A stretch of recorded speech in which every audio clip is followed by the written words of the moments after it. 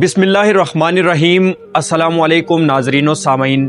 میرا نام عریض عالم ہے اور آج میں آپ کے ساتھ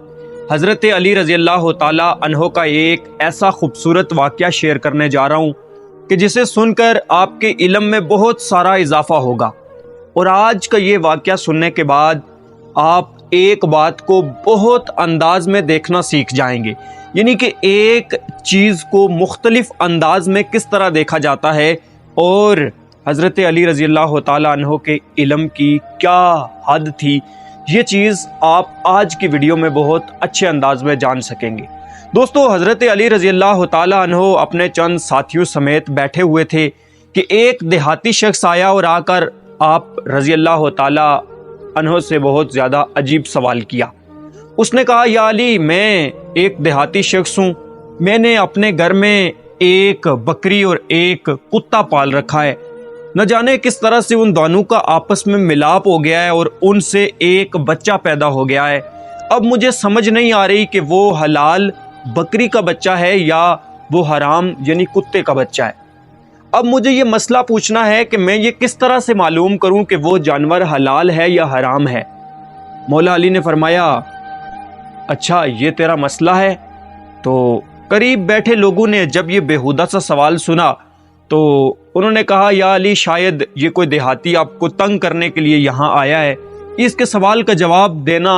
مناسب نہیں ہے۔ تو مولا علی نے کہا، نہیں، ایسی بات نہیں ہے، ہم اس کا مسئلہ حل کرتے ہیں۔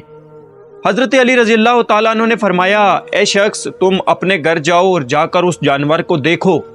اس جانور کو یہ نوٹس کرو کہ کیا وہ بیٹھنے کا کون سا انداز اپناتا ہے۔ اگر وہ جانور اپنی اگلی ٹانگوں کے اوپر زور دے کے بیٹھتا ہے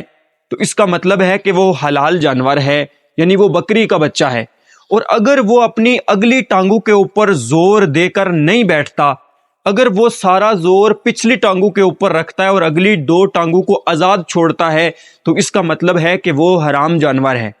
اس دیہاتی نے کہا، یا علی، آپ نے یہ جو بات بتائی ہے یہ میں بہت مرتبہ آزما چکا ہوں، کبھی وہ اگلی ٹانگوں کے اوپر بیٹھتا ہے اور کبھی وہ پچھلی ٹانگوں کے اوپر بیٹھتا ہے، اب مجھے سمجھ نہیں آ رہی کہ وہ حلال ہے یا حرام ہے، کبھی وہ اگلی ٹانگوں پہ بیٹھ جاتا ہے اور کبھی وہ پچھلی ٹانگوں پہ بیٹھ جاتا ہے۔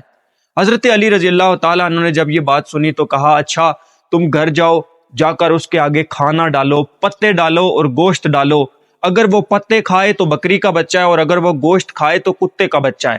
اس شخص نے کہا، یا علی، ایسی بات بھی نہیں ہے، میں یہ بہت مرتبہ آزما چکا ہوں، بہت مرتبہ دیکھ چکا ہوں، بہت مرتبہ ٹرائی کر چکا ہوں، کبھی وہ پتے کھاتا ہے کبھی وہ گوشت کھاتا ہے، اب مجھے سمجھ نہیں آتی کہ یہ کتے کا بچہ ہے، حلال ہے، حرام ہے، اب یہ میرا مسئلہ اسی طرح سے برقرار ہے۔ مولا علی نے کہا، اچھا یہ بات ہے، پھر تم گھر جاؤ، گھر جا کر اس کے آگے پونی رکھو، کسی برتن میں پونی ڈالو اور اس کے آگے رکھو اور یہ چیک کرو کہ کیا وہ پونی پیتا ہے یا پونی کو چاٹتا ہے۔ اگر وہ پونی ایک ہی سانس میں پینا شروع کر دے تو وہ حلال جانور ہے، یعنی کہ ایک بکری کا بچہ ہے، اور اگر وہ پونی کو چاٹنے لگ جائے، زبان باہر نکال کر پونی کو چاٹے تو اس کا مطلب ہے کہ وہ حرام جانور ہے اور کتے کا بچہ ہے۔ اس شخص نے کہا، مولا علی، ایسی بات بھی نہیں ہے، یہ بات بھی میں بہت مرتبہ آزما چکا ہوں اور تنگ آ کر آپ کے پاس آیا ہوں، کیونکہ میں اس کے آگے پونی رکھتا ہوں، کبھی کبھار وہ پونی پی لیتا ہے اور کبھی کبھار وہ پونی کو اپنی زبان سے چاٹ لیتا ہے، اب مجھے بتائیے کہ میں کیا کروں جس طرح سے مجھے یہ معلوم ہو جائے۔ مولا علی نے کہا، اچھا یہ بات ہے، تو پھر جا اور جا کے ایک اور بات ٹرائی کر، ایک اور بات جا کر چیک کر، تو اس کے آگے کوئی بھی کھانا ڈال، کوئی بھی گوشت ڈال، کوئی بھی پتے ڈال، کوئی بھی کھانے کی چیز رکھ، جو بھی وہ کھا لے، اس کے بعد اسے یہ نوٹس کر کہ کیا وہ جانور کھانے کے بعد جگالی کرتا ہے یا نہیں کرتا، کیا وہ کھانے کے بعد واپس منہ ہلاتا ہے یا نہیں ہلاتا۔ اگر وہ منہ ہلائے یعنی جگالی کرے تو اس کا مطلب ہے کہ وہ حلال جانور ہے، بکری کا بچہ ہے، اور اگر وہ جگالی نہ کرے تو اس کا مطلب ہے کہ وہ حرام جانور ہے اور وہ کتے کا بچہ ہے۔ اس شخص نے جب یہ بات سنی تو وہ کہنے لگا، مولا علی، ابھی بھی میرا مسئلہ حل نہیں ہوا، میں یہ بہت مرتبہ چیک کر چکا ہوں، بہت مرتبہ دیکھ چکا ہوں، کبھی وہ جانور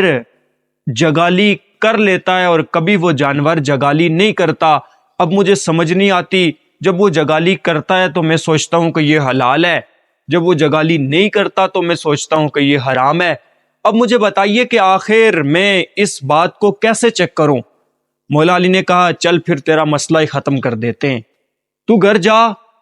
جا کر ایک چھری اٹھا کر اس کی گردن پہ چلا، اس کو ذبح کر، اس کی چمڑی علادہ کر، اس کے پیٹ کو چاک کر، اور بیچ میں یہ چیز دیکھ کہ کیا اس کے پیٹ کے اندر سے آنتیں نکلتی ہیں، اوجری نکلتی ہے یا نہیں۔ اگر اس کے جسم کے اندر سے، اس کے پیٹ کے اندر سے صرف اور صرف آنتیں نکل آئیں، اوجری نہ نکلے، تو اس کا مطلب ہے کہ وہ کتے کا بچہ ہے۔ اور اگر اس جانور کے پیٹ کے اندر سے آنتیں اور اوجری دونوں چیزیں اکٹھی نکل آئیں تو اس کا مطلب ہے کہ وہ جانور حلال یعنی بکری کا بچہ ہے۔ جب اس دیہاتی شخص نے یہ بات سنی، وہ بظاہر حضرت علی رضی اللہ تعالیٰ عنہ کو تنگ کرنے آیا ہوا تھا، لیکن اب تو اس کے پاس کوئی بھی ایسا سوال نہیں تھا کہ جو وہ کرتا،